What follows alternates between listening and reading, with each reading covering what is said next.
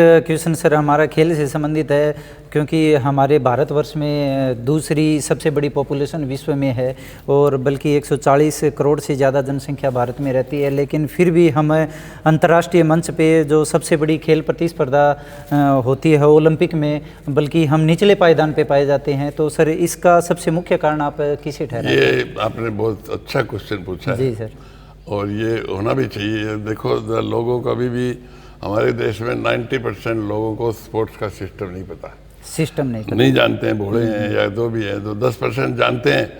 उनको जो डिसीजन लेने वाले लोग हैं वो नॉन स्पोर्ट्समैन लेते हैं डिसीजन हमारे देश में। वो खेल से संबंध नहीं उनका। हाँ, उनको खेल और से जो खेल जानते हैं उनको वो बुलाते नहीं है, उनको बिठा के सलाह से कोई बहुत कम। अभी एक अभिनव बिंद्रा की कमांड में कमेटी बनी थी, गोपीचंद पुलेला भी रिजल्ट आए, उनका डिसीजन, उन्होंने भी इस बात पे जोर दिया है। कोचिंग प्रोफेशन अलग है, खिलाड़ी का प्रोफेशन अलग है। अब बात रहेगी मेडल की, मैं आपको बताता हूँ।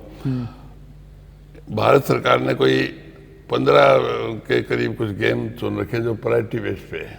प्राथमिक सूची में मतलब प्राथमिक सूची का मतलब ये हुआ कि उस खेल में ज़्यादा नौकरियां मिल लगती हैं, प्राथमिकता उनको दी जाएगी गेम, क्योंकि इंटरनेशनल लेवल पे उनके मेडल आने का उम्मीद होता है और आ रहे हैं। जैसे athletic, boxing, wrestling, badminton, table tennis, hockey वगैरह वगैरह, इन चीज़ों में पुराना कई ऐसे खेल, ये जो पॉलिटिकल सिस्टम की वजह से ये ओलंपिक एसोसिएशन ने स्टेट नेशनल बॉडी और वो नकली गेम बना लेते हैं वो वोटिंग के चक्कर में। तो वहाँ सारा ये सब मामला गड़बड़ी क्या हो रहा है। कॉमनवेल्थ गेम्स में जो ब्रिटिश के अंडर में कंट्री थे वो खेलते हैं, तो कई गेमों में हमारा उसके अंदर मेडल आ जाता है, क्योंकि उस खेल में इतना कंपटीशन नहीं है। हाँ, इतने कंट्रीज नहीं आते कॉमनवेल्थ में, आते हैं लेकिन उनका वही कंट्री आते हैं जो ब्रिटिश के अंडर नहीं है, जो हमारे मेडल आ जाते हैं। कई गेमों में, एशियन गेम में मेडल आ जाते हैं, उसमें उस गेम में उतना कंपटीशन नहीं है जितना होना चाहिए। बिल्कुल बिल्कुल। टोटल मिला के ओलंपिक में सारा कुछ आता है, वहाँ पहले से तो ठीक ही है। तो ये तो सिस्टम क्यों, लेकिन पैसा गवर्नमेंट के पास कोई कमी नहीं है। मैं इतनी कंट्री में देखा हूँ,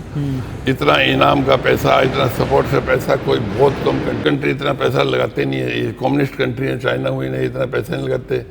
हमारे एक खिलाड़ी इंडिया की टीम से खेलने चल गया, मेडल आ गया नहीं आ गया, अब हम उसको पूजनीय बना लेते हैं सारे। ये कम्युनिस्ट कंट्री, ये देखो चाइना, वो लोग नगद इनाम नहीं देते हैं, वो इनाम देते हैं, वो उसका सिक्योर कर देते हैं पैसे को, जब वो रिटायर्ड होगा तब देते हैं। अब हमने खिलाड़ी को वर्ल्ड चैंपियनशिप मेडल आ गया, उसको 50-40 लाख रुपए दे दिए, वो उस मैनेजमेंट में लगा रहता है, प्लाट खरीद ले, ट्रेनिंग से ध्यान ट्रेनिंग में ध्यान नहीं रहता। बिल्कुल बिल्कुल। तो ये कारण है हमारे मेडल, इसलिए।